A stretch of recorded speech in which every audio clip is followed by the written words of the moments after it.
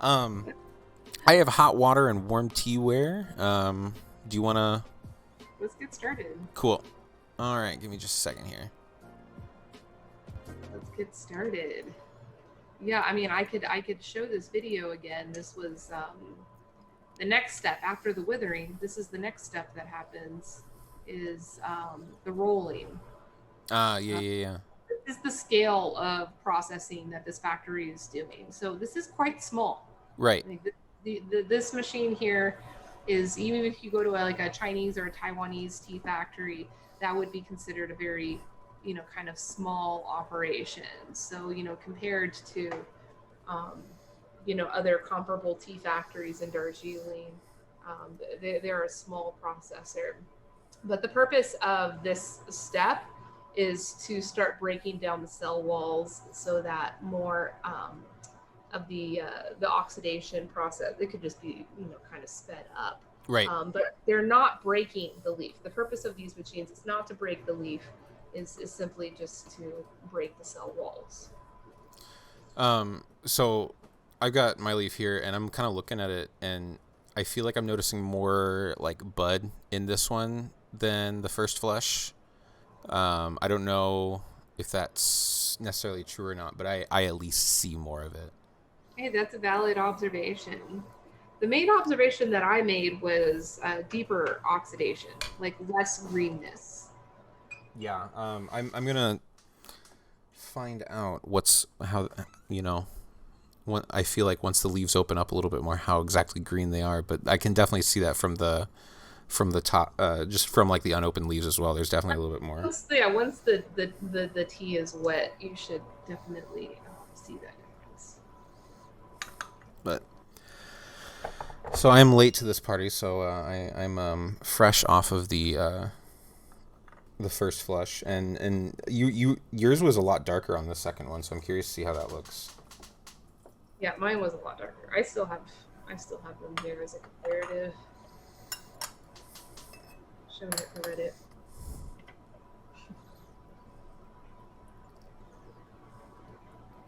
I'm gonna use the aroma cup as my first steep, yada yada, all that, Oh, okay, yeah. Just save it until the end. Yeah. Good idea. I filled it up way too much though, so I'm gonna make a goddamn mess. But oh wow, this one's like way more chocolate, scent, way more chocolate scent. But I don't know. At least my first steep here is definitely a little bit lighter, but and with the you're talking about like the more oxidation as well, and yeah, wet leaves can already see that, but yeah. So correct. Aroma, I mean, the main difference that I found was on the first flush. It's more, it's fruity. Both of them are fruity, right? And like the characteristic terroir note for Darjeeling is typically what they say muscatel, like muscatel juice, right? Which is a fruit, right? But it's like there's different types of fruit, right? You have fruits that are like really high and almost flowery, and I feel like that's what with the first flush I was getting versus with the second flush is deeper, richer fruits such as muscatel, or in the case you pointed out, the chocolate, Mm-hmm. which is also a characteristic for higher degree of oxidation. And say when I smelled the lid there was like just a hint of like a tobacco scent as well, actually, Nice. Which I feel like I've gotten from higher oxidized black teas as well, alongside like chocolate and stuff like that. But cheers! I guess we're gonna find out, right? Cheers. That's a much earthier tea than the first one. So, second flush is summer, correct? Yes. Yeah. So the second flush typically starts around May. May last for about a month. So, yeah, second flush should be done by now, I would say. The first flush happens in March, April. The tea plants themselves, they will create new shoots and regenerate only after a few weeks. Really? Yep. Yeah. Um, And you know, typically, so this makes sense for the first flush versus the second flush here on the table, is that typically with the first flush, the grower is going to go with the more supple younger buds, Right. right? And so that's why typically green teas and white teas are made from the first flush, because yeah, you have, you know, the more young small buds, while the second flush, um, they let the plant grow a little bit more. And for like oolong tea, like a proper oolong tea, that would come from the second flush, and they would allow the tea plants to do what's called bongee. Bongee is a term Bungee. you might have heard before. Bongee. Maybe Um, once. it's just basically fully matured. I mean, in India, they use that term all the time, and it's usually a negative term, because it's like, oh, we let the leaf bongee, which means like we let it get too mature, and you know, it's not supple anymore. The bud. So basically, bongee means like the bud has completely opened, and so there's no more bud there. It's like a full leaf set on its own. Right. Um, but oolong tea, and you'll probably notice this from like a Taiwanese oolong, the bald oolong, when it opens up, you won't see any buds. It's like, why is there no buds there? It's because they use bongee leaf for that. It's a very specific thing. Like there's a tea garden in Nepal that we work with that had brought in tea processing equipment from Taiwan to make Taiwanese style oolong teas. And they were working with it for like a year and a half, unsuccessful in creating an oolong tea, and Right. also in creating the balls. You know, they wanted balls. So when we went to go visit there, you know, they were showing us the leaf that they were, you know, using, and they were using really pristine, beautiful, supple, like very young, you know, two leaves and a bud, like the very pristine level, because they thought we should use the best leaf to make the best tea. And I said, oh well, you know, all the oolong tea makers that I know use bongee leaf, and I don't know the exact science why, but why don't you try it? And then, you know, And I it went, worked. it worked, it totally worked, and it was Yeah. amazing for them. Yeah. So yeah, that's another difference that you'll see, you know, oolong teas specifically, but you know, darker black teas, you know, they will be using like more mature leaf, and that does yield a different quality in the tea as well. And I mean, I guess logically, if like, okay, so as you're saying, you know, like you're gonna use this bongee, this bongee leaf, right? The larger leaf, and I guess logically, you know, as I think about it, like when I'm thinking about like the oolong teas and the, excuse me, with like the, when I'm thinking about it with like the oolong teas and some of the other like more highly processed teas that, you know, we're talking about here. I've got like this fly that's been living in my apartment for the last 12 days. We're friends now. His name is Fred. But you know, obviously, you know, I think about it. The leaves are obviously bigger, which would, you know, stand to show because you let the leaves grow a little bit longer. But I imagine that that unopened bud probably wouldn't like bruise as well and oxidize as well as you would need for like an oolong, because of surface area, right? Um, I'm no scientist. I've got an art major. Damn it. I've got an art degree. So like, you know, I don't know for certain, especially not with botany, but you know, kind of what I feel like logically would show there is just that the more surface area on the leaf, the better it's going to oxidize, the better you're going to be able to utilize that rolling process. And I don't know if that's true or not necessarily, but It could be. You're right. You know, and I think that that's definitely going to play into it. Yeah, because the more supple leaf was not tightening into the ball, right, you know, and that was frustrating for them. And then as soon as they used what they thought to be lower quality leaf, it all worked out for them. And it's like, yeah, so this is the thing about tea, especially if you are developing a new tea for a new terroir that's not, you know, already existing in the, you know, tea knowledge base. You really have to take risk, take notes, and try to figure it out. You got to like figure it out for yourself. right, Um, and that's something that the Yankee Tea Factory has done.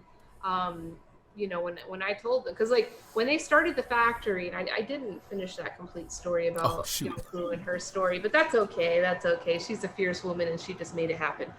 Uh, but it took you 8 years. It took 8 years of fierce fighting like a lion in Darjeeling, especially as a woman in a man's world there, to get the licensing for them to get things going. And she had never made tea before then. Um, and so they just kind of followed the protocol of the factories, which everybody's already producing the same type of Darjeeling Muscatel tea, which is this it's like the second flush that we're having. This Right. is very common processing of Darjeeling estate teas. It looks like a black, it feels like a black. It's not fully oxidized. I mean, even if you look at the leaf on this second flush, you'll see there are specks of green. You do Yeah. still see it. Not as much as in the first. In the first one, it almost looks like a green tea. It's so green. Um, Say it looks almost oolong. yeah, it definitely looks like an oolong. And so what I told them when I went the first time, I was like, y'all should lean into this. Y'all should lean into discovering new processing, and actually this Darjeeling Muscatel tea process aesthetic is technically an oolong. And so if that's the case, then why don't we lean into it more and see different things? And so I think that's the case of this first flush, and why it's so light compared to the second flush, was that they're trying to push it to make it more of an oolong than a black tea.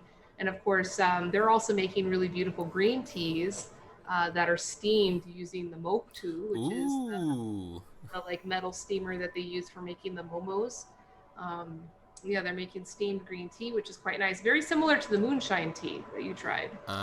Okay. Having that kind of cotton candy kind of sweetness to it.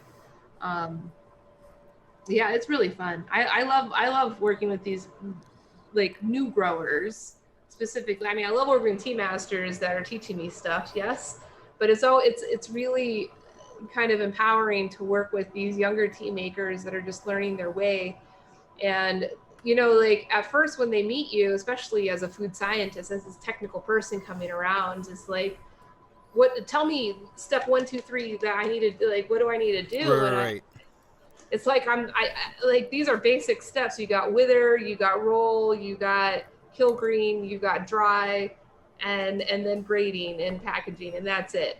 But beyond that, there's like millions of different little details that you got to be looking at, and I can't tell you those details. Those are your intimate details with your intimate relationship that you have with your tea leaves. That I've never had that for myself. That's kind of a goal for myself, is to one day be in that kind of position where I could do that. But I'm on the other end of it right now. But it's always like kind of cool after a few years of them doing that work, when you go visit them and they say, hey, Elyse, the other day I was making tea and the tea leaves started talking to me. You wouldn't believe it. They were telling me this and this and this and this. I was like, that's perfect. That's like exactly that intimate relationship that I'm talking about. Just make sure you're taking notes. Take notes and Figure keep out what you retention did. samples. Yeah, remember what you did, because it's day and day and day and day and day. You're making a new batch every day. You're excited, trying something new, 80 batches in, you're, oh, this is it. But damn it, what did I do that was unique compared to Right. everything else? And that's where the notes come in really handy. So I know that even on the tasting end, I'm bad about keeping up on it, but I'll try and like take notes on like, hey, like this session was really really good. What did I do here? Because I was like, I want to drink that tea again, and returning to those notes often help with that. And I know that kind of the same thing occurs kind of like on since we're not wanting to compare tea and wine, but since the same thing kind of happens with wine a little bit, is just that you kind of want to be making sure that you're taking these notes and remembering these things. And I actually made a TikTok about that back before, about keeping your notes and making sure you're tasting, because like even that I think carries over. But you were talking about the muscatel and the sweetness, right? And so I was getting a little bit of that in my first steep there. And in the second one, specifically on the lid of the Gaiwan as well, there's still more of that coming through. And from what I understand, is that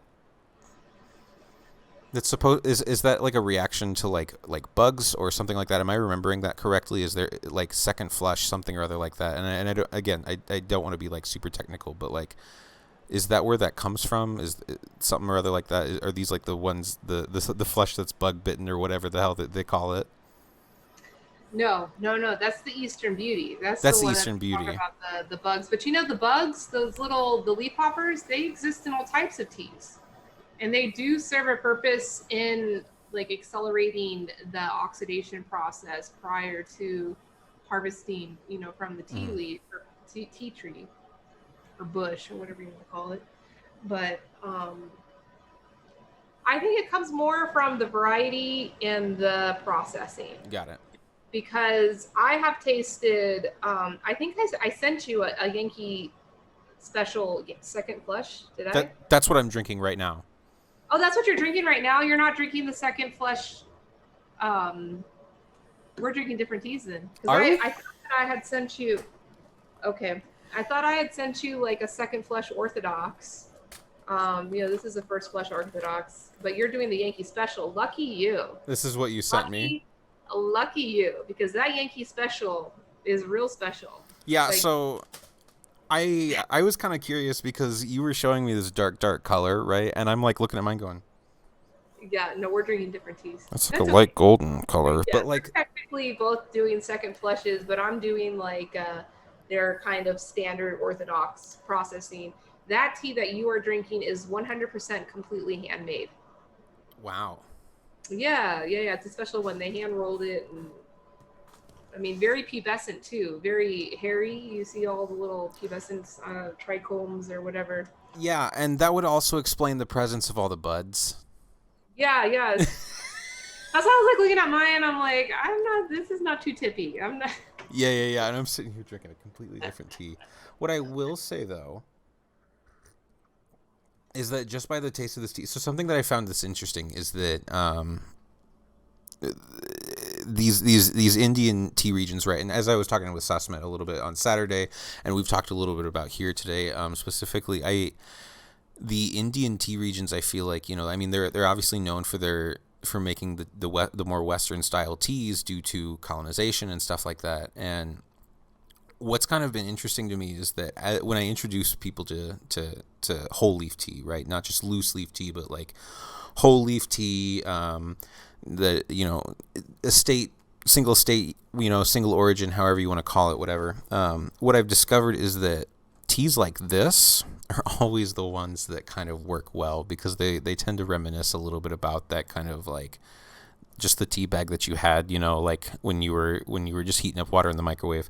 And I don't know, it's the point of what I'm trying to say there is just that like I feel like the flavor of this is a lot rounder already than the previous one. And I'm curious.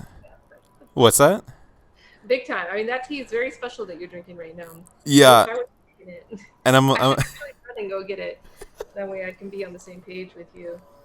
Because I haven't drank that tea in over a year, so I'm gonna do that. Yeah, definitely go do that. Definitely go do that. Yeah, I'll be really fast.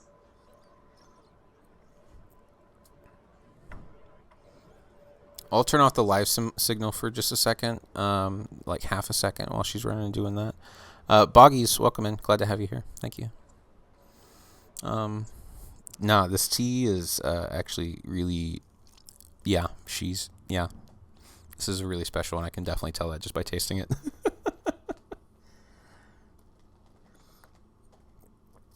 I hope everybody's enjoying their experience here on the first episode of the First Tea podcast. I definitely have been. This is a lot like the Tuesday night streams. I feel like where I'm just kind of sitting here, just kind of talking about tea and drinking tea and stuff. And I wish that I could send aroma and flavor through the microphone just as much because, and I mean, you can already even tell the difference in this. I enjoyed the part where you drank different teas.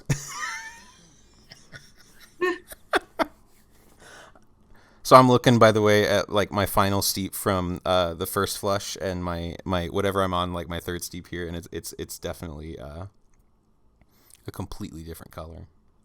It's a completely different tea. Yeah. Different harvest year as well. Ah. Yeah.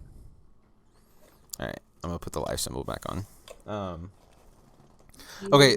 So then, in that case, the first flush that we had, what was that? What year was that then? I guess 2018. 2018, and then this And this Yankees one's 2016. 2016. Okay.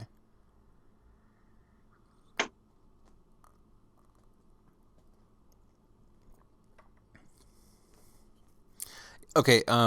Is the second flush Orthodox, is that available on your shop? Yes. Okay, then I might have to, just so I can compare now.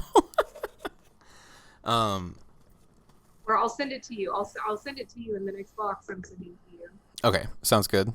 Throw that in. I'm so sorry. You're okay. It's kind of goofy, it happens. I'm a goofy person. I'm okay to admit it. I'm a goofy person. We've got somebody on Reddit saying they're from Ireland. They have only two main brands of tea, and it's like a war between the two. Isn't that strange? Only two. Only two. Rule them all. And Ireland is actually the second highest per capita tea drinking country in the world after Turkey. After Turkey, really? Yeah. Turkey's the first. I honestly guess I just kind of assumed it was China. But I guess that could make sense. They drink it out of small cups, and it's a more intentional, mindful practice in China. Yes, they do drink a lot of tea, but in places like Turkey and a lot of places in the Middle East, tea is like a daily ritual, and usually drank in larger, vessels. So I guess something that's kind of interesting to me is like, I make tea like this, right? People in Ireland make tea a different way. And by I make tea like this, I mean, like a lot of people make tea like this. People in Ireland, England, US make tea differently. I know that, there are different ways to make tea in India and stuff. I'm always very curious how we get from one side to the other, because there are similarities amongst all of them. And especially with like these two regions, or like areas, I guess, that are so close together geographically, and yet they have wildly different tea cultures and ways of making tea and approaching tea and stuff. And I don't know, I'm just kind of always curious how that happens as well, just because something that I was unaware of recently, and a lot of this comes, I think, from Western style education, right? And how we learn about colonialism, because when I was in school, I mean, I learned about India being colonized by England as well. It was a thing that happened. That's it. And then they're like, oh yeah, and then like Gandhi, and then that's it. And so because of that, and then because of like the fact that when you learn about colonization, you have to learn about tea and spice and all that and whatnot. What ends up happening is there's this like assumption that India, is a tea country, but like something that I learned with my conversation with Sussman on Saturday, and kind of like just kind of talking more with other, doing more reading and research and whatnot. And what I learned is that India itself is not historically a tea drinking country, but they became one, right? And so typically, I know in India they tend to make tea more like we do here in the U.S., as opposed to closer to this kind of tradition. I don't know how that kind of happens, how those traditions kind of change and morph, but I think it'd be just something interesting to kind of like explore and think about, I guess. I don't know if you have any.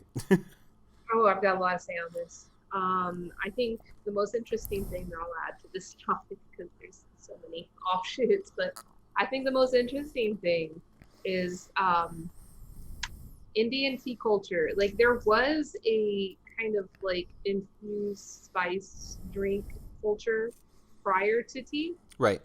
And so that's like where a lot of people kind of include tea with the like or the chai culture to be a longer lineage is like, oh well, we've been putting spices and infusing them with milk since the beginning of time, right? Like right. Ayurvedic, a lot of Ayurvedic practices include different infused beverages, but tea did not, or chai, technical chai, did not enter into the general Indian culture or heritage.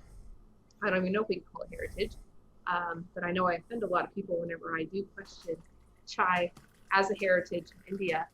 But tea did not become a part of Indian tea lifestyle or Indian family lifestyle, cultural lifestyle until the 1970s.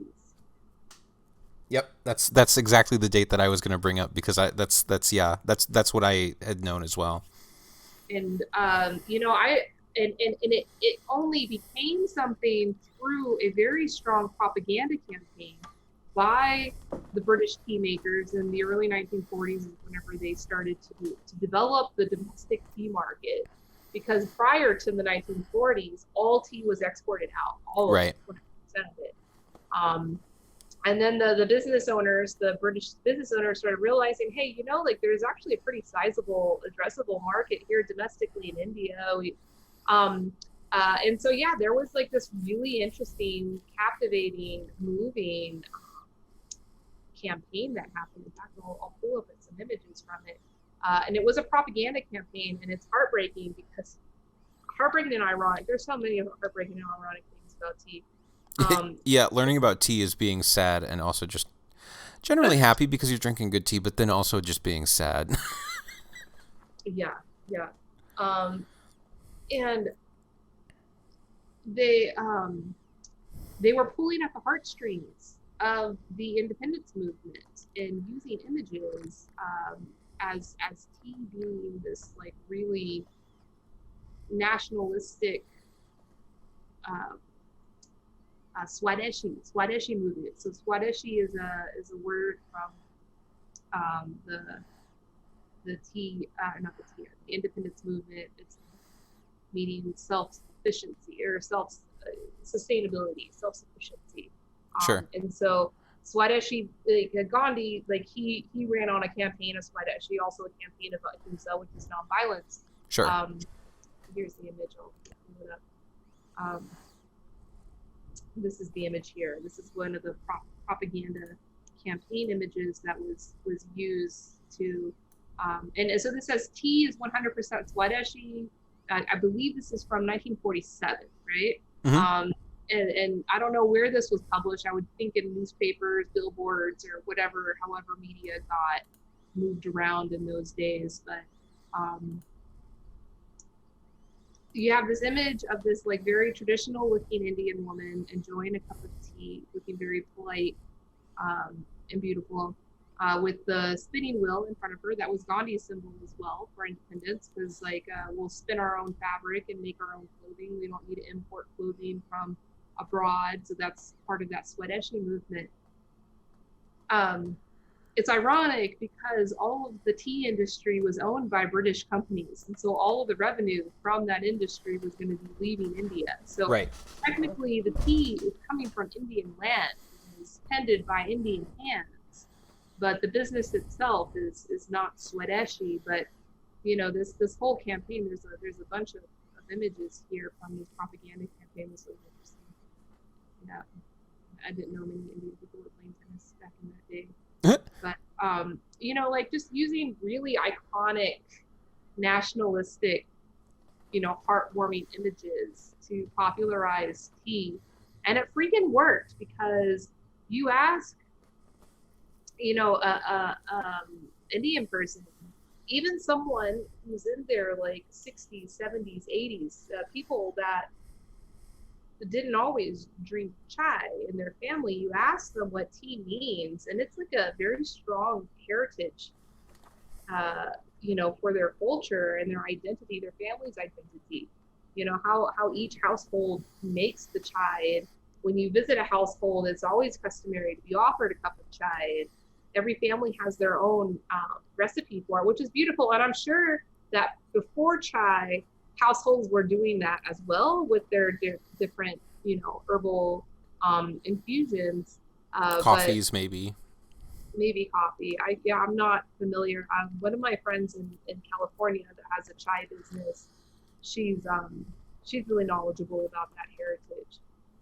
And that is a true heritage. Right. But I say St. Louis is something from the 1970s. Really, like, can we call it a heritage? Like, a lot of cultures, Taiwan, Thailand, Vietnam, even China, the milk tea, the Mm-hmm. bubble tea, Mm-hmm. boba tea. You ask a young person what they think about those things, and yeah, it's a heritage for them. And this is our heritage. They probably grew up going to boba tea shops, but boba tea and milk tea did not become a popular mainstream thing until the 1980s in Right. all of those places. But it's just become like, and tea's always done that. It serves as a cultural binding tool, but it also serves in the places of tea, which is why I think boba tea and even chai, Indian chai, have become such strong parts of heritage, is that those items have become really popular at third place. The concept of third place, and you have first place is home, second place is work or school, and then third place is like where you go hang out with your friends. So Sure. Sure. Okay. Yeah. That makes so that's sense. that's the concept of third place. And so, even like the chaiwala stands in India, every street corner's got, a different chaiwala there making their chai.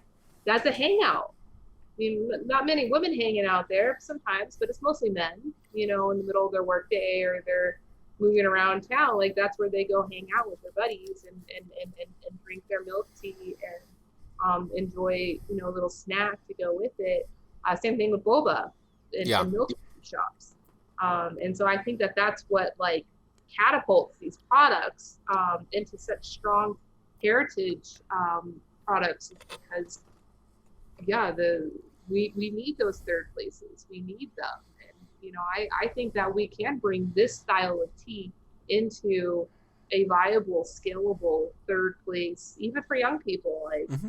I've got some clients that have tea shops, and they're just shocked with the number of, like, 13 and 14-year-olds that come after school to do gung fu tea service with each other and hang out. And I'm like, see, so it is possible. Like, I think that's how we'll get to this style of tea and good tea to the mainstream.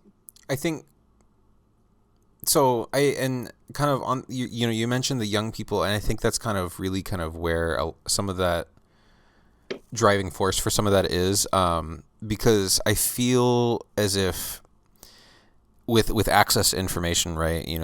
We can be. I this was the first time I'd learned about Swadeshi. Mhm. Yeah. But that information is available, and like, I didn't know about that necessarily, but I before now was aware of like issues with British colonialism and the effects on tea and stuff, because that information is fairly readily available as long as you're willing to look two steps past what the back of your tea bag says.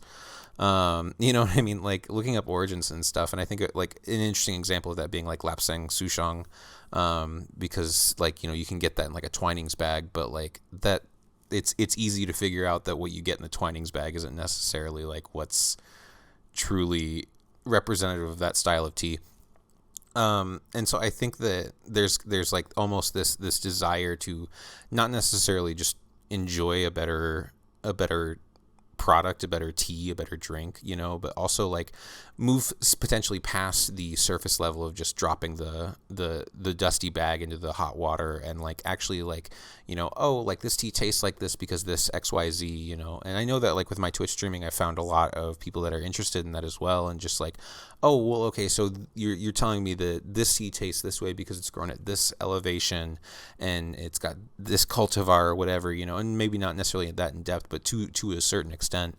And I think it's just because of the like the rabbit hole, that we were talking about earlier, the wine and tea rabbit hole. Tea is a very accessible rabbit hole to fall down because a lot of that information is on the surface.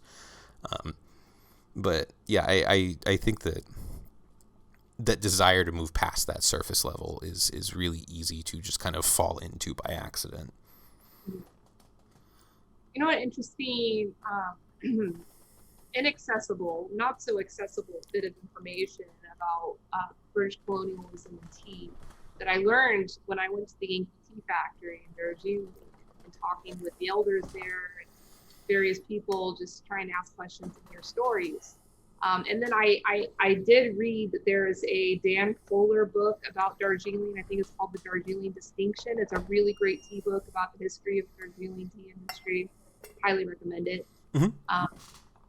And he also confirms this. The historian confirms this. But I always like hearing stories directly from the mouth of the people that experienced them. But yeah, I had heard, when I asked about British colonialism, I had heard that the locals there consider the time before independence as the golden age.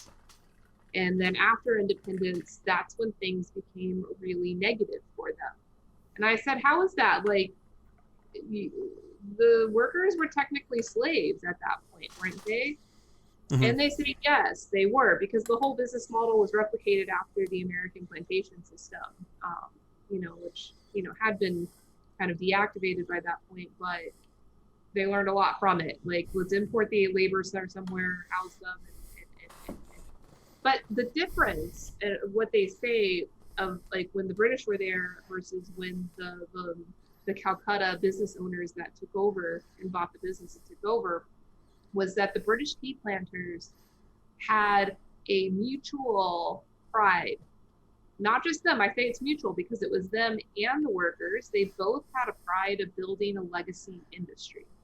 And the slave owners or the planters were motivated to take good care of the environment. They were motivated to take good care of the workers because they knew that a happy, healthy workforce was going to have more ownership, and they gave them kind of autonomy in how they got to interact with the factory and with the gardens. And so, the quality of the tea was really good then. And the locals say that the treatment of the workers, treatment of the community was a lot stronger when the British were around. But then the various Indian, business owners that took over after independence then came in under that caste system where they inherited this slave master situation with people that they thought were literally below them, at least the British. Okay. You know what I mean? Like, and so that's actually where the situation became more extreme, which is kind of ironic because you think independence, autonomy, the Indian business owners are going to take better care. And, they ended up, having worse living conditions and worse wages. And, because West Bengal, where Darjeeling is, has the lowest minimum wage for tea farm workers of all of the states of India. Really? Mm-hmm. But they make the most money because it's the most valuable tea. So, like, why is that happening? Is because the workers are the last thing that are thought about. And that's why it's unique working with someone like Yanki Tea Factory because they are all Gorkha, the whole organization. There's no non-Gorkhas there. They're all from the local community and they want to support the small growers. They want to support their own factory. And they do pay a higher price to local small tea growers because it's their own neighbors that they're working with. It's people that they know. Yeah. So knowing that, I really appreciate that. Just because my soapbox always that I climb onto is the same that I climb onto when I talk about wine. Is when you drink tea, when you make tea, whatever. When done with more intention, there's this connection, right, to the actual land where the tea is grown, to the people that are working with the tea and stuff. And saying that about this tea, I think, is something that I personally appreciate, and I think is something that is really something to take into account and really appreciate about the tea as well. Is just that drinking the tea kind of gives you a sort of different connection to the people that grew the tea. to the actual physical, soil that it grew from, kind of knowing that there is that different consideration taken into the sourcing of the actual leaf. But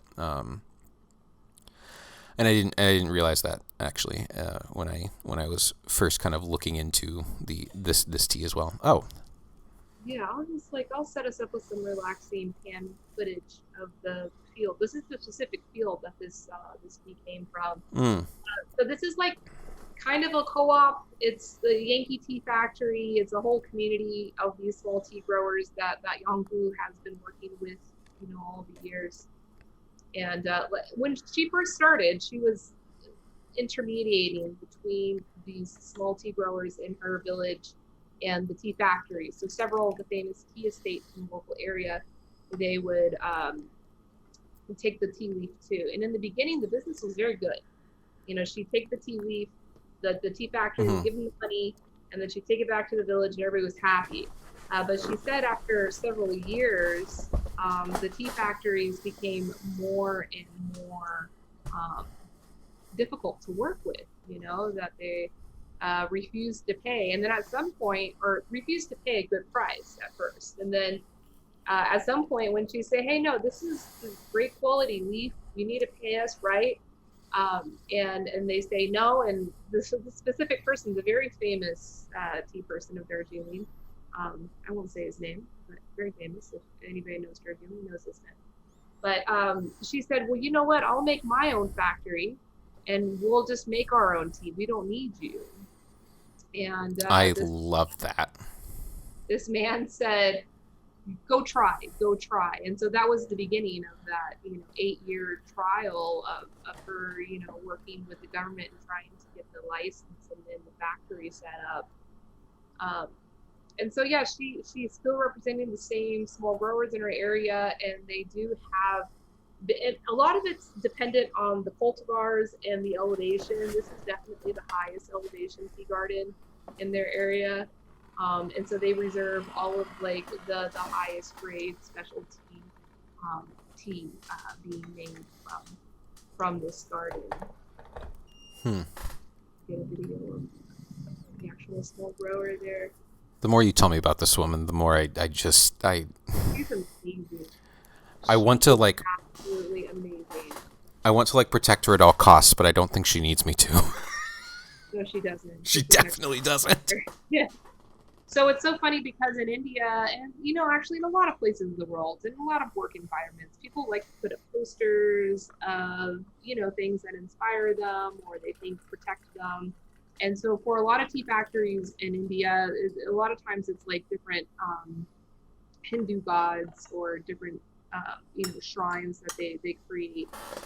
And for Yanku, I mean, she's technically Tibetan Buddhist. A lot of the Nepali people practice Buddhism. So she doesn't keep the Hindu gods around in the factory like that, but she keeps posters of lions viciously and bloodily going after their prey, and big posters outside the factory door, all over the place. And the first time I saw it, I'm like, what is this? It's so shocking. And she was like, yeah, we want to be fierce. This is what's inspiring us. We want to have that energy around here because we need to be fierce in this environment. I mean, they're in a place where everything is against them. And she's gone against all things possible to create this factory, and they still have issues. She gets issues from me, even from the relationship she has with me. One time I was traveling there, and now I do live streaming, but usually I'm live tweeting and live Instagramming, right, as I'm telling the story of what's going on. And I was there and I left. And then the next day, they get a phone call from the Tea Board of India, which is kind of the head honcho of what goes on in the tea business there. And they said, we saw that Miss Peterson was at your place. We just want to let you know that she's a very dangerous person, and that you shouldn't have me. What? I'm a dangerous person? I'm not. I'm dangerous to the status quo, perhaps, whatever. Sure. But You know, like that just like, I'm just saying that story because like that's the amount of like kind of oppression that they're facing. That like everybody's all up in their business, everybody knows what they're doing, everybody's got their eye on them. If they're doing any type of move of like gaining influence, they're immediately targeted. Like, and they've been threatened. They actually have been not only threatened, but they've been like the T board has taken their license away, where they can't operate. You know, that's the big kind of whatever crony capitalism that they've built in India is all of these bureaucratic systems can be used as a tool, you know, to hold somebody back, hold the business back, or whatever. But Well, lots of stories. This tea is good, huh? it Really is. good. And I say cheers to Yanku for literally being a badass and making gorgeous tea. Jesus Christ. Mm-hmm. Really gorgeous tea.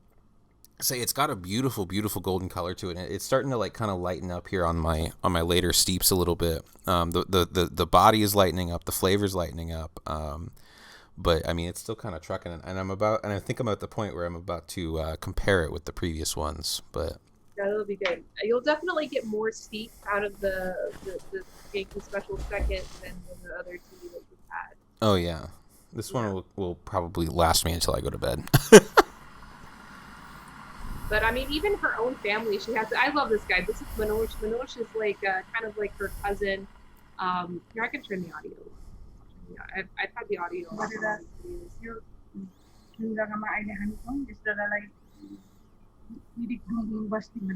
place is on Bunkulung Basti, and we have a small tea processing unit at Bunkulung Basti, where we collect farmers and process this tea. You hear that organic? Do you hear how it's organic? 24. The altitude of this place is almost. You heard? So that's kind of a trick in the tea business that we say, if you're making a video like this and you hear all of the birds and the insects, they're almost louder than the people. That's how you can tell it's organic. Oh. Yeah, because you haven't killed off all the birds and the insects. That makes a lot of sense, actually. But yeah, the reason why I turned the volume on this is because I wanted you to see kind of the interaction between the two of them. I didn't mean to stop the video. I'll just turn the volume down. But so this is kind of like her cousin. They're not really related, but they're really close. And he's been involved in the project since the beginning. He's kind of a community activist. And he's a busybody involved in a lot of different projects. So he's been helping her. And when we started shooting this video, I wanted Yanku by herself. Mm-hmm. But he insisted that he needed to be there. And he's just consistently kind of mansplaining her. Every time she tries to talk, he cuts her off. And, you know, and he's trying to speak in English, which is good. You know, we definitely want to have English there.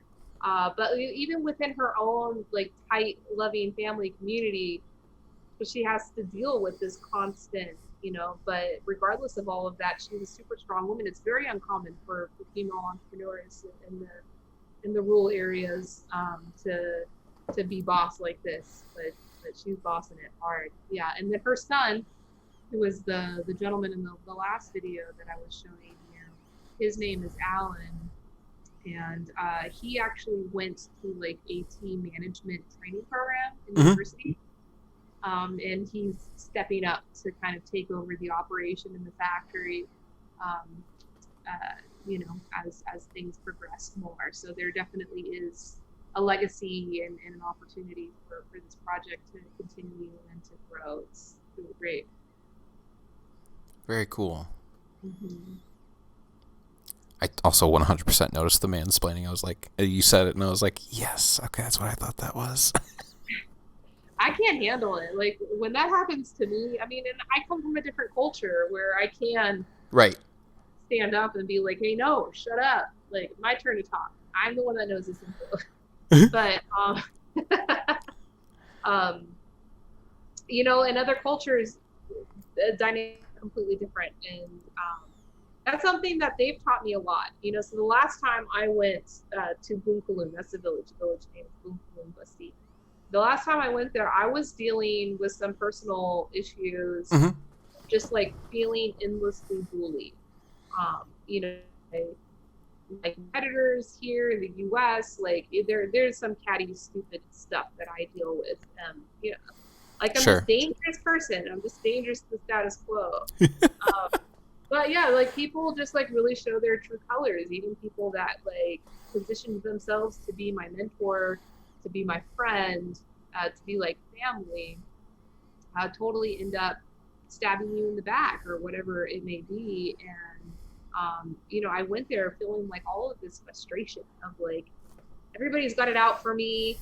I'm being bullied everywhere, and I just like I want to reveal these people's true colors to everybody else in the industry. And like one of the people that I was feeling this about was being mentioned often while we were there. He's an Indian tea trader that took advantage of me, and I'd hear his name, and all I want to do was just like tell my story of how he stabbed me in the back. And Yanku and Alan and the rest of the family spent a lot of time talking with me about the importance of just following my own path. And then they've had their back stabbed so many times, many more times than me, in much more intense ways. And like, I'm like, how are you not talking shit about that person? And they're like, because we're on our path. Like, we are just focused on our path. And, these obstacles come and they may affect us. But we're ultimately doing our own thing kind of thing. Yeah, if we know that the path that we're on is the right one, and if someone doesn't like it, like, that's on them. Like, don't worry about them anymore. You got to stay focused on your path, because talking shit about them or trying to let the industry know about how tainted they are is not really going to serve you in the end. So why even do it, Yeah. And so I'm really grateful for those lessons, because, American culture, we're so like focused on like justice and right. Yeah. Very much so. With that, so with that, do you want to kind of start wrapping up a little bit? I'll taste these kind of last steep, first steep, last steep here, and we can kind of start finishing up a little bit. So this is the last steep from the first flush, the Yanki first flush. Just kind of remind myself, very light, little fruity. So this is the very first one, steep from this one.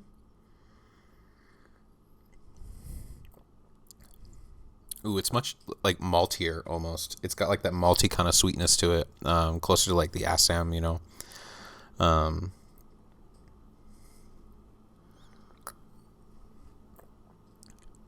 it's even stronger there. Yeah. Okay. So this I want to say is maybe steep 6 or 7. Comparing that to steep 1 here, it's like I'm drinking 2 different teas. Like they're similar, sure, but they're completely different teas. I'm going to have to start doing that more often. I'm going to have to start saving that first steep more often. You got me.